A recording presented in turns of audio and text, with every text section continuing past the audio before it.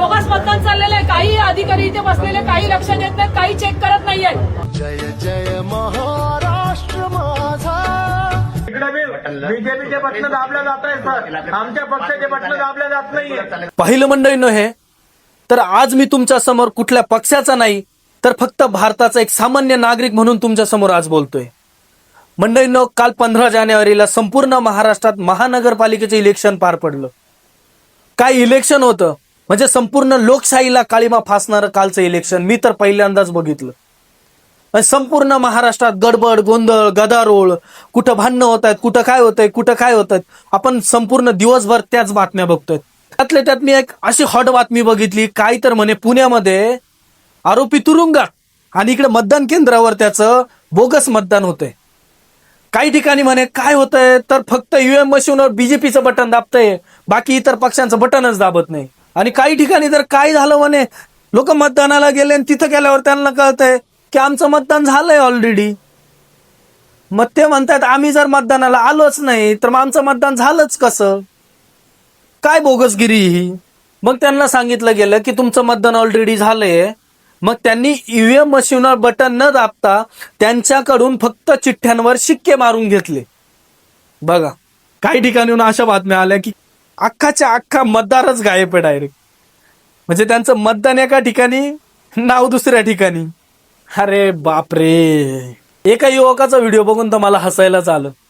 म्हणजे तो म्हणे मी मतदान करून आलो आणि माझ्या बोटाला शाईच नाही लावली. मी परत विचारायला गेलो माझ्या बोटाला शाई का नाही लावली, तर त्याला एकाने सांगितलं की म्हणे आता शाईची काही गरज नाही, हे कोणतं मतदान चालू आहे बाई. तर पुढच्या बातमीमध्ये मी काय बघितलं माहितीये, मतदार यादीमध्ये फोटो एकाचा नाव एकाचं, म्हणजे महाराष्ट्रीयन माणसासमोर बंगाली माणसाचं नाव. आणि त्यानेच किस्सा सांगितला, माझी सख्खी बहीण तिच्या फोटो खाली एका मुसलमान मतदाराचं नाव. म्हणजे बघा किती भोंगळा कारभार आहे. म्हणजे काय चाललंय कोणालाच काही कळायला तयार नाही. ह्या इलेक्शनचा सगळ्यात हॉट टॉपिक कोणता माहितीये का, मार्करने शाई लावतात. आणि ती शाई आहे ना, ते आपलं नेल पेंट असतं का, त्या नेल पेंटचं जे रिमूव्हर असतं का, त्या लिक्विडनं ती शाई निघतीये. यावरून मला एकच बोलावंसं वाटतंय, आज तुमची शाई पुसली जाते, उद्या तुमची लोकशाही पुसली जाणार आहे. जर लोकांनी निवडून दिलेले लोक जर निवडूनच येणार नसेल तर ते निवडणुका घेताच कशाला. म्हणून डॉक्टर बाबासाहेब आंबेडकर म्हणून गेले होते की लोकशाहीमध्ये सत्ता एका व्यक्तीकडे असणे किंवा एका पक्षाकडे असणे, आणि ती वेळोवेळी जर बदलली नाही तर तुमची लोकशाही ही हुकुमशाहीकडे एक दिवस नक्कीच झुकली जाणार. आणि आज तसंच होताना आपल्याला दिसतंय.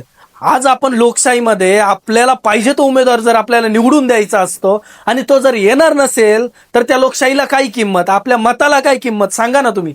आणि आज मी भारतीय सामान्य नागरिक म्हणून सर्वसामान्य नागरिकांना एक विनंती करेन, आपल्या डोळ्यावरच्या पट्ट्या काढा आणि एक जागरूक नागरिक म्हणून आपले डोळे उघडा. आज मतदान आपलं मत आपला हक्क आहे. लोकशाही ही आपल्या हक्काची आहे. आपल्याला आपल्या हक्काचा उमेदवार निवडून द्यायचा, आणि तो जर आपल्या मताने निवडून येत नसेल तर त्या लोकशाहीचा काय फायदा.